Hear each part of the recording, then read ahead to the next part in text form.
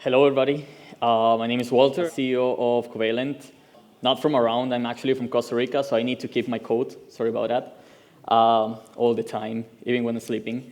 So I will be sharing a little bit of our experience on deployment of different blockchain protocols. In this presentation, I will focus mostly on Corda, but the experience on how we build the platform and why we build it like this applies to pretty much any protocol. So a little bit of background, we started working as a consultancy firm, providing solutions for customers.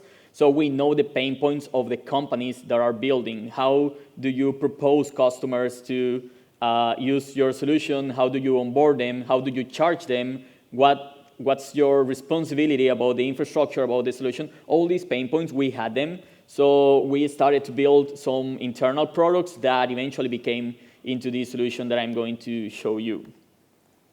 So the bottom line, to start with what I want to get to, is that we want to enable companies and people to pick the right protocol based on the requirements and not based on the knowledge of the team. Because something that we see pretty commonly is that even if a company may find value using Corda, for example, they pick Hyperledger Fabric or Quorum because the team only knows that protocol. So the idea of lowering the entrance barriers for protocols is to be able to actually switch between each one of them in a reliable and a scalable way for their projects.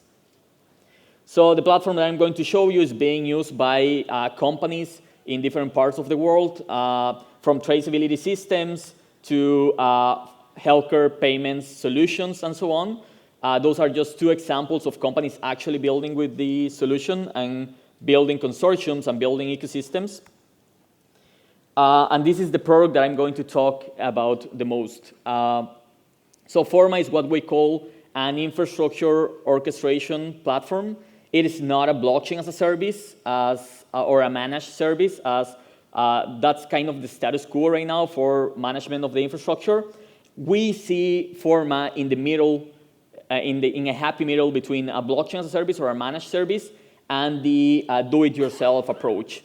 And I'm going to explain a little bit why our experience brought us to conceptualize and to think about this, about solving this pain point in this way. So basically, as most of you know, when you use a blockchain as a service, pretty much everything is easy to use. You don't have to go through all the scripting and all the details and the terraforms and all of that. It automates pretty much everything. Sometimes cloud providers, for example, or some companies providing blockchain as a service or managed services provide enterprise features, but there are some downsides. For example, you pretty much always get a provider locked in. So even if some cloud providers talk about cloud, all of us know that they don't want to be open as a cloud. They don't want to be multi-cloud, fully multi-cloud, because they make money from people using their servers. So there's always small things that they make you be dependent on, the disks, the drivers, or things like that. And the other issue is the silos, basically how you connect an ecosystem from one cloud provider to another one. You end up having these huge islands or small islands that you cannot, or it's hard to connect with each other. And on the other end, you have the do-it-yourself approach, which typically gives you all the control, allows you to keep privacy. For example, if you are deploying on-premise, which is something common that we see when we work with financial institutions. You can obviously run anywhere where you have the knowledge. You know, you could run in the cloud or you can run on-premise. But the downsides that you have in that approach is that it's typically really hard and expensive. What happens if you build a team specializing in Corda and tomorrow you want to build a piece of the solution in Hyperledger Fabric or Sawtooth? You have to go through this learning curve. So it's obviously pretty complicated. It changes the scope of the projects based on the resources that you have. And the other downside is that it's risky and it's unscalable, mainly when you are building an actually centralized system, when you have actual institutions of the same site and they have their own IT departments, and every one of the IT departments needs to be experts on the protocol to build the nodes and to connect them and so on. Everything gets really complicated. And then you introduce potential risk factors. Because if this is actually centralized, if this is not a centralized network, and every IT department needs to become an expert, they have to go through the same best practices process gathering to be able to build something that is actually robust. So with Forma, what we try to do is to take the best piece of every one of the two extremes, from the blockchain as a service and the do-it-yourself, to make it easy, automated, and enterprise, but at the same time to allow customers to have control, privacy, and run anywhere. So the reason why we are achieving this, it's because we, with the platform, decouple the operations and management from the infrastructure itself. So right now, the managed service, as the name suggests, are completely coupled into a single cloud provider, for example, or a single, blockchain as a service company, right? They give you the management tool, but they also give you the infrastructure as a service. With Forma, Forma connects remotely to clusters. So that means that if you have your own cloud account, you keep always the containers, you keep always the cryptography, the data, the ledger, everything is under your own cloud account, on your control. So Forma never actually provides the nodes as a service. It only provides the means to manage the infrastructure, to monitor, and to apply changes eventually, like adding new members, removing members, installing a Corda app, and so on. So thanks to that pattern, to that decoupled design, the management solution has nothing to do with the infrastructure that customers pick. So right now, the platform supports running on Microsoft Azure, IBM Cloud, AWS, Google Cloud, DigitalOcean, as well as Kubernetes on-premise. So what this allows customers is to have something like this, an actual multi-cloud network in which every member can pick whatever they want to run, and they don't have to depend on somebody else, like a cloud provider, having all the infrastructure for them. And eventually, this also makes easier to have conversations about governance, about the policies on how the data is handled, who has access to what. Because if you are the actual owner, imagine that you are one of these clouds. This should be a company, and you are on AWS. You have the actual account. If you have the Kubernetes cluster running in AWS, you have in there all your components. Not only that, when Forma installs in your remote cluster, it only has access to the cluster itself, not to the cloud account, so it has the least privileged access to do what it has to do, but also it installs the components decoupled from the cloud provider. So that means that eventually, if you want to move away from AWS to Google, you can migrate from one cloud provider to another one, which is something that is not possible if you do it yourself. Even without a managed service, if you go to a Kubernetes as a service in AWS, for example, you still depend on whatever they are, the drivers or connectors that they are providing, that you have to be specific to them. Forma tries to decouple everything so you can migrate and move away.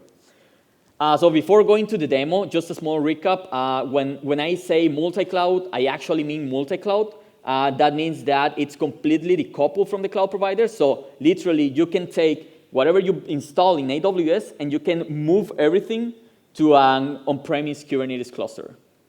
You don't depend on any cloud service. Again, it's at protocol level. It can also enable scenarios for hybrid deployments in which you may have a node on-prem, and then you can have some other nodes in the cloud. Every one of the members have their own accounts. They are the owners of their own nodes. You don't depend on giving everything to a single player. Migration that I talk about, and one that is probably one of the most important ones for you if you are building a blockchain network, is that thanks to this decoupling, you can start a network in an easier way than starting completely decentralized by default, which is through a build-operate transfer. Which probably, if you're building a project, you have been questioned, or you have questioned yourself about how are we going to decentralize something, because when you are building, by definition, you are building. You need things in a place to do things. So a network can start centralized for the first 2-3 years, but you know that you can move the nodes and give control to the members of the network. So this actually allows, and we have seen customers that they are starting networks in a fast-tracked way. They can build something really quickly, centralized, but they know that once they go to pilot or they go to production, they just move the containers to their cloud providers, to every one of the members where they keep the control and the access. About the enterprise features, I will be showing you some of them, automation, so you don't have to execute scripts or things like that. Everything is standardized, even across multiple blockchain protocols that I will show you. It has APIs, so for example, the life cycle, for example, of a blockchain network is much more than just scripting. And some of you that have deployed may probably have gone through something like this. It's not only about the Terraform script or whatever you are using to deploy.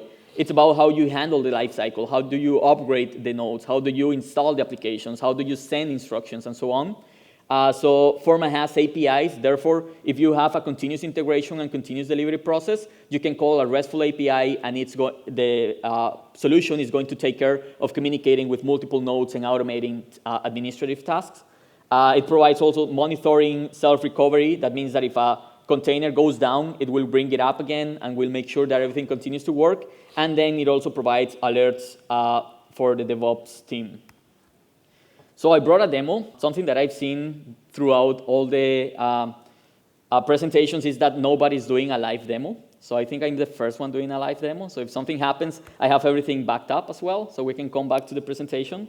So this is the homepage of Forma. So Forma as a platform works as a service. Again, this platform is a web platform that we have, but the infrastructure runs wherever you want. This is the homepage. Basically, what you have are organizations, which are typically companies. So a company can have their nodes, can participate in networks, and so on, and you have users, and the users are administrators of every one of them. So that's the reason why I told you about the BOT pattern, because it's really normal that a single user is the manager of multiple organizations, making decisions for everybody, but eventually they just remove him from the administrator role, and then they can continue to work. So one of the key concepts that we have in here are the clusters. So a cluster, it's basically the connection profile to the Kubernetes cluster wherever it is running. So I typically kill one of the clusters for you to see how Forma connects to, in this case, two Google Cloud clusters and one Amazon cluster. The Amazon cluster is dead, so Forma detects that happened and notifies the user. So if you want to, this is the first step that you have to do. You have to connect to your cluster. So you created your Kubernetes cluster, either in a managed service or in an on-premise deployment. So you select which cloud provider do you want to use for this. And this is not a trivial decision, because when you say this is AWS, we know that we need to use certain drivers and certain connection patterns and things like that. So you don't take care of that. You don't really need to take care of that. Or if this is on-premise, you can use Kubernetes. We are also integrating with Openshift as well. You select the addresses. You put a token for the access. So this is something pretty important, because something that one of our core values is the non-provider locked-in that I was telling you about. So it doesn't make sense if we create locked-in with us, right? We will be contradicting our premise. So the reason why we're using token users for the Kubernetes cluster is that if a customer doesn't want to use us anymore, they can just revoke the cluster, the token.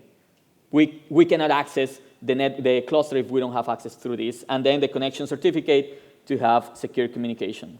So once this is ready, this is, again, the homepage. In the homepage, you have the multiple protocols that we support. We have started supporting Hyperledger Fabric. We right now support Corda open source in production networks, and we are about to support Corda Enterprise as well in here. So if I come in here, I just need to switch users to go to a network that I created today. So those are two networks that I had. Basically, if you want to create a network, since you already connected to your cluster, right? You don't have to do anything else. You just come in here, you put the name of the network, you put the country where you are deploying, the operator, basically where you are putting the notary, the locality. When you select where are you going to deploy the infrastructure, you select one of your clusters. So that's all you have to do. You don't have to prepare anything. You don't have to set up disks. You don't have to set up networks. Forma takes care of everything. And something that happens as well is that this is just for the first member of the network. When new members are added, they add their own cluster configuration, and we route both clusters, even though they may be in different countries or different continents. We take care of that piece. So for us to not wait until a network is created, I created this one beforehand. So this is an actual network that is running that I created in the morning. We use Corda for bootstrapping the network. So I already have the network mapping here. All the nodes are created in Costa Rica in the beach. So they are in there with gray sun. And you can see the nodes in here. Basically, this is just a container that Forma takes care of deploying through all the pipeline of the deployment. All the nodes, all the members of the network. So right now, the governance about these networks are based on a single administrator, and the administrator can add other administrators that can add new users, and therefore they can start to grow the network. And we also provide, by default, metrics. In this case, metrics that are specific for the cluster. So if you are managing this network, you can see whatever is happening in terms of memory, in terms of CPU. If, for example, a container, and this is something that actually happens when you containerize Corda, Corda uses a lot of memory. I think that some people have been talking about that already. So if the container is about to reach a quota in your cluster, you will get an email, and Forma will take care of whatever you want to do with the container. So instead of just taking, for example, Kubernetes will kill the cluster, will kill the node if the container goes above the limit of the memory that it has. Forma tries to take care of that beforehand to control the network. So you can see CPU usage, you can see process and inputs and outputs, and this is an API at the end. This is just a user interface, but it is also an API that if you are managing the network, you can connect and you can extract the data and you can visualize in your own tool. So this is by default. I didn't have to run any script. I didn't have to run any tool before doing that. Once you have the nodes, basically to add a new node is as simple as going to add node. You put the type. In this case, I can add a node. You can put a name in here. And you click deploy, and that's it. It will go to your cluster. It will start to deploy the node. It will take a few minutes, like 2 minutes right now, because this is a shared cluster that we have publicly. And once this is ready, you will be able to come in here and to connect to the node. We pre-built the connection profile. If you want to connect through SSH or RPC, you can do so. So now the node is up and running. It's ready to be used. So you can add a Corda app, which is basically putting the name, uploading the code, and we take care of the lifecycle of the installation, restarting the node, and so on. And what we are aiming to do is to bring all this roadmap of features to the node management, which are redeploying nodes, upgrading the version of the node, deleting nodes, and migrating, which migrating is going from one cloud provider to another cloud provider. So you could have, for example, high availability, having some nodes in AWS and some nodes in Azure in different regions, without you going through the pain of discovering how should you deploy in Azure or how should you deploy in AWS. It doesn't really matter.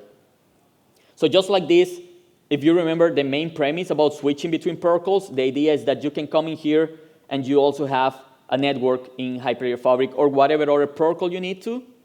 And since you have control to both clusters, you can do interoperability between them. You can start to implement protocols in there. Obviously, every blockchain technology is different. So in Hyper-Ledger Fabric, things look a little bit different. But it's the same deployment process.